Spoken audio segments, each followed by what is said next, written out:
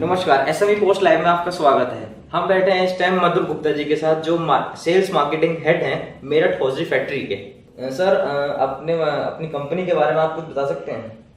देखिए एकांश, Meerut hosiery factory एक socks और हौजरी बिजनेस यार्न मैन्युफैक्चरिंग की यूनिट है और हम लोग पिछले 40 साल से भी ज़्यादा से इस फील्ड में काम कर रहे हैं। ये काम जब हमने शुरू किया था तब उस समय सिर्फ सॉक्स हम लोग बनाया करते थे और बहुत ही पुराने तरीके से सॉक्स बना करते थे। हाथ से चलाने वाली मशीन्स हुआ करती थी। धीरे धीरे जैसे जैसे टेक्नोलॉजी में एडवांसमेंट हुआ, हम लोगों ने लेटेस्ट टेक्नोलॉजी मशीन्स लगाई हैं और आज यूपी में सॉक्स की सबसे बड़ी यूनिट हम लोगों की है। उसके साथ साथ हम लोगों ने और भी यार्न्स का भी उसमें डाइवर्सिफिकेशन किया। कुछ स्पेशलाइज्ड यार्न्स जिसे हौजरी यार्न के नाम से जाना जाता है। तो सर, अभी तक आपको क्या परेशानी उठानी पड़ी हैं फैक्ट्री को लेके या गवर्नमेंट की पॉलिसीज को लेके? अभी तक आपके वर्क में क्या दिक्कतें आई हैं, उसके बारे में कुछ? देखिए, दिक्कतें तो आती रहती हैं, लेकिन एक स्मॉल यूनिट होने के नाते हमें उससे खुद ही जूझना पड़ता है और उसका सोल्यूशन भी खुद ही करना पड़ता है। जैसे आज यूपी में यूनिट चलाने का मतलब एक युद्ध रोज लड़ना है। सबसे बड़ा प्रॉब्लम आप भी कहेंगे कि पावर।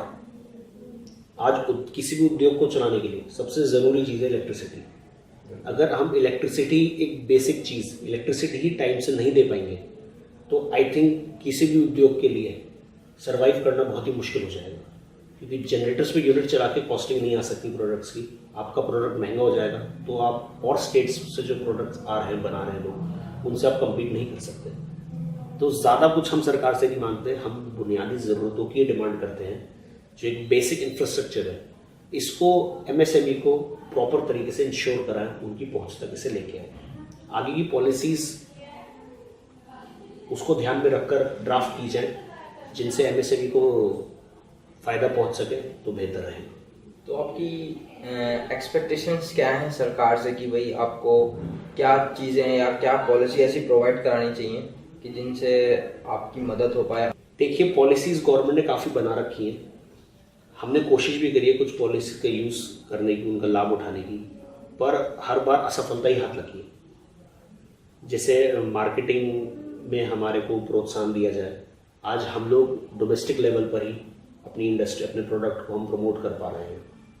अगर थोड़ा सा हमें और प्रोत्साहन दिया जाए, हमारी हेल्प की जाए, तो शायद हमारा प्रोडक्ट इंटरनेशनल मार्केट के लिए रेडी है और हम वहाँ पर अपने आप को इस्टेब्लिश कर सकते हैं। लेकिन उस दिशा में कोई ठोस कदम सरकार की तरफ से नहीं लगता है उठाया जा रहा है। सेकेंडली, फाइनेंस का आज मेजर सोर्स स्मॉल बिजनेस के लिए बैंक्स है। 13-14% पे जो बैंक का आम रेट है लोन का, उस पर कोई इंडस्ट्री बहुत लंबे समय तक सर्वाइव नहीं कर सकती।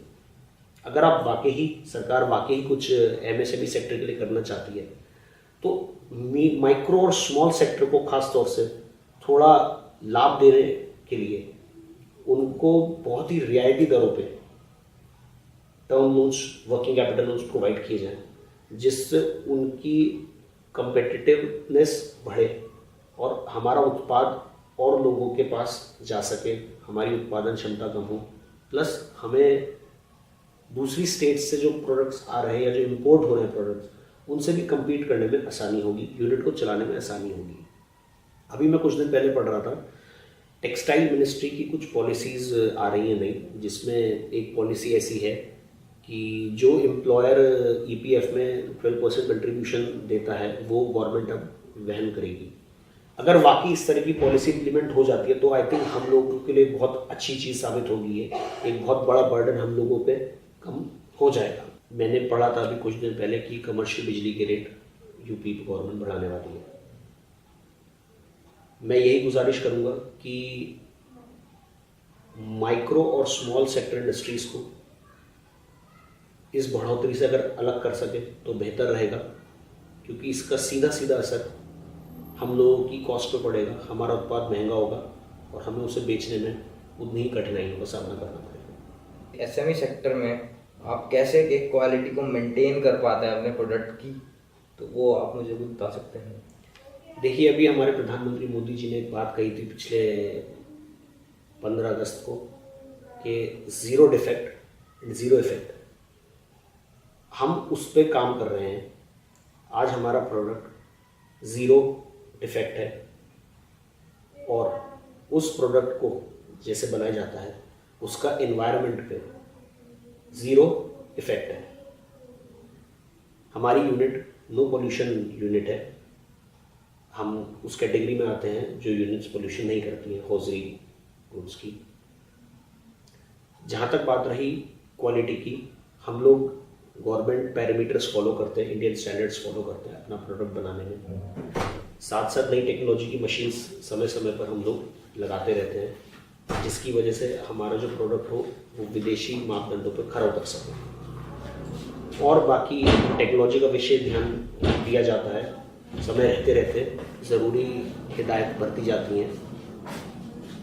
रूटीन में भी काफ़ी स्टैंडर्ड चेक पॉइंट्स फॉलो किए जाते हैं, जिससे हर समय ये सुनिश्चित किया जा सके कि जो प्रोडक्ट बन रहा है वो उच्च क्वालिटी का बन रहा है। Thank you sir. Thank you so much.